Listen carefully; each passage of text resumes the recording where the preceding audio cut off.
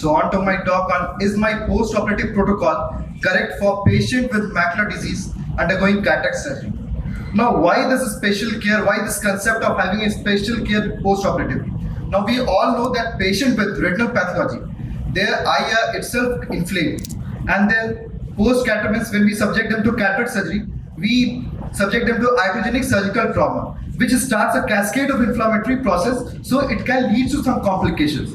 So following a rigorous protocol for patient preparation, surgical technique, and post-operative control can help to minimize the risk of complications and achieve good post-operative outcomes. So after this, next question is, will the cataract surgery make the macular degeneration worse? Now, our previous speaker has said there is such no correlation, but few studies just on the basis of concept that eye is inflamed in retinal pathology and cataract causes inflammation, so it can cause progression. There are few studies, but AREDS 2 has categorically stated that there is no progression, means they have evaluated large number of patients followed for at least 10 years, and they have come to a conclusion that there is no significant difference in patient of AMD who has undergone cataract surgery and who didn't have the cataract surgery. There is not significant progression of the disease. Then comes the most important protocol, which is important both pre and post operative. It is the counseling. You have to give a good chair time. We all know that in a normal population, if we subject them to cataract surgery, then post cataract they have wow factor because they can see the significant difference pre and post surgery. But in this patient with macular diseases, this wow factor is missing. So you need to give chair time. You have to counsel the patient. Like you have the macular degeneration, your vision will not be as optimal as expected by a normal population. So you'll have to have other visual aids, or you have to give chair time. You have to counsel them according to the disease. Then other area of concern in post-operative care, like these patients, since they are subjected to various intravitreal injection pre-operatively because of the disease process, so there's chance of end up. And then the next question comes, if at all these patients requires anti-VEGF or any other intravitreal injection, what should be the frequency post-cataract surgery? And then lastly, as we have discussed in the counseling part, this visual aid is important in the terms of either additional lightening, magnification, or reading aids.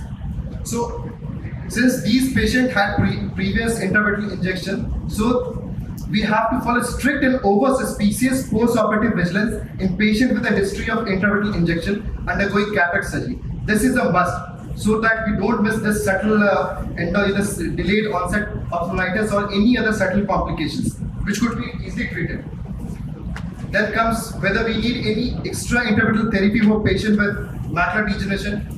This is a big no for this, as discussed earlier in the previous talk. So it has proven by a long-term study, AREDS 2. So we don't need any extra therapy. It's just the same protocol which is followed before and after surgery.